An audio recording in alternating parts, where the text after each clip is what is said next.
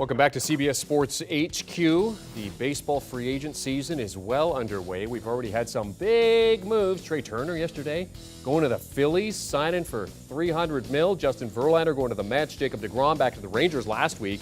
Aaron Judge still top of that list. Carlos Correa at number 3. And then Brandon Nimmo, the guy of interest, sitting at number 7.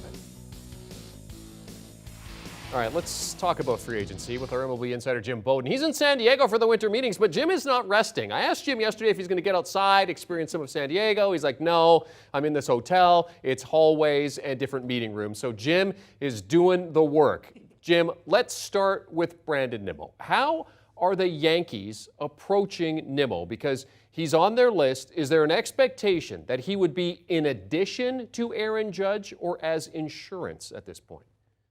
Yeah, Jeremy, great question. When I heard they were meeting with Brandon Nimmo, that's the first thought that I had is this a backup plan to pivot if Aaron Judge decides to go to the Giants? I was told that is not the case.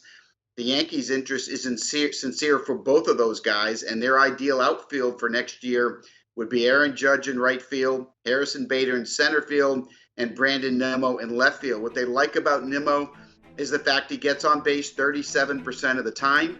He's a plus defender in center field, a plus defender in left field, and the analytic department absolutely loves this guy. The Yankees feel the 16 homers he hit last year for the New York Mets would result in 20 to 22 home runs playing half his games at Yankee Stadium.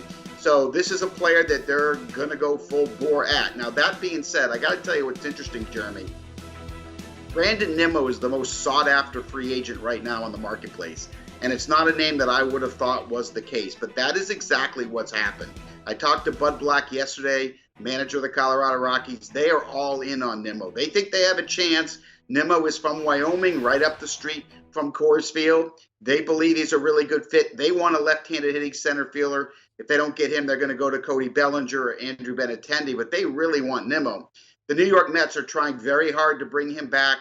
They want him to play center field. If not, they're going to put Marte in center, or they may go after Kevin Kiermaier to play center. I talked to Jerry DiPoto, the general manager of the Seattle Mariners. He would love to get Nimmo, but I think his focus is going to end up being more on a right-hand hitting corner outfielder at this point than it is Nimmo.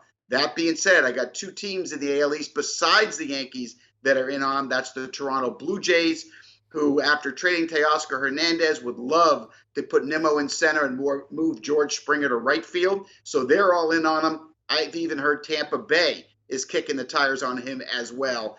I think his marketplace is going to be fascinating. He may end up getting 6 years, $150 million. And I'll be honest with you, I didn't think he'd get 5 at 100 when the offseason started. So I'm going to be way low on where Brandon Nimmo ends up. So Yankees going after a Met. If I'm the Mets, maybe I'll sniff around Aaron Judge just a little bit. They can't with that salary. But let's talk about Judge. He's expected to be at the winter meetings, which fanning the flames that a deal is imminent, but he's admitted today that he wasn't very happy that the team revealed the details of their offer that he turned down in the spring. Jim, what's the latest on Judge's free agency? Look, I still believe he's going to go back to the Yankees, but I think the Trey Turner signing and the offer that Trey Turner got is going to put a pause on this for a little bit. Trey Turner got 11 years, $300 million. Judge, I believe the biggest offer he's gotten so far is 9 years, around $300 million. Remember, Judge only a year older than Turner, so if Turner got 11, Judge has to get 10, doesn't he? I mean, I think that's a holdup. Also, the news came out in the last hour that the San Diego Padres had offered $342 million to Turner, who took $42 million less to go to Philadelphia. Now, there's state taxes involved and deferrals, so it's a little more complicated than that.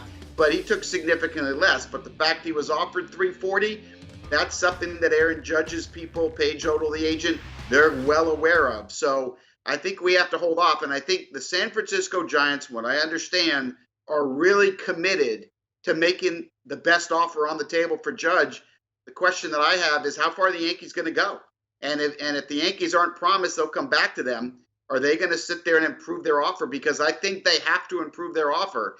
But I originally thought that Judge was going to sign today. I thought he was going to fly in today. I'm now being told that could be on hold. So we'll see. I thought it would be done today. I'm hoping it's done before we leave here. but I do think the Turner contract had its ramifications on the Judge negotiations. Well, the interesting thing was that we were expecting that the Judge contract would be the one that would have the ramifications on the other deals. But now, Jim, you point out Turner's deal is the one that maybe has Judge's deal on hold as he kind of looks at how the bar has been reset. But moving forward, how does the Turner deal not just affect Judge, but the other players out there like Carlos Correa and Xander Bogaerts and even Dansby Swanson? Yeah, that's a great point, and it's Correa that it's going to affect because Correa is going to get more than Turner. Carlos Correa is represented by the Boras Corporation and Scott Boras, and he is not going to let CAA, who represents Trey Turner, get a better deal for their shortstop than he gets for his shortstop. That's not how Scott Boras does business. So he's going to beat that deal. He's going to get more than $300 million for Correa. Let's talk about the three teams that are in on Correa, or at least the three teams I know about. The Minnesota Twins. Now, don't laugh. I had a conversation yesterday with manager Rocco Baldelli. It's very clear that Twins ownership is giving the freedom to Derek Falvey and Thad Levine, who run the front office for the Twins, the go-ahead to do a 10-year deal for Correa.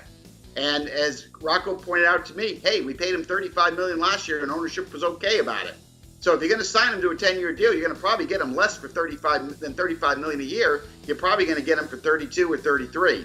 So the Minnesota Twins are all in on Correa. They're going to meet with him again in person here at the winter meetings. I'm also told the San Francisco Giants, if they don't get Aaron Judge, are planning to pivot and go all in on Correa. Remember, Pete Petula, their general manager, had a relationship with Correa when they were both in Houston. And I'm also told the Cubs are committed to get one of these four shortstops, and they would love to land Correa. So Correa is going to get paid. It's going to be a record. Don't be surprised if he gets more than the $341 million that Lindor got, and don't be surprised if he gets more than the $342 million that Turner turned down from the San Diego Padres. But don't expect the Padres to turn around and now go after Bogaerts or Swanson. I'm told they're not in the shortstop market after losing out on Turner. For Bogaerts, it looks like Boston, Arizona, or the Cubs. And for Swanson, it looks like the Braves or the Cubs.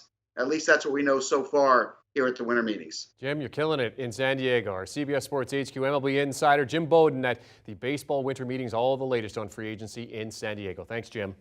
Do you want a sports network that delivers everything that matters about the game? The highlights, the picks, the instant analysis, no yelling, no fake debates, no politics. Hit the subscribe button and never miss a moment.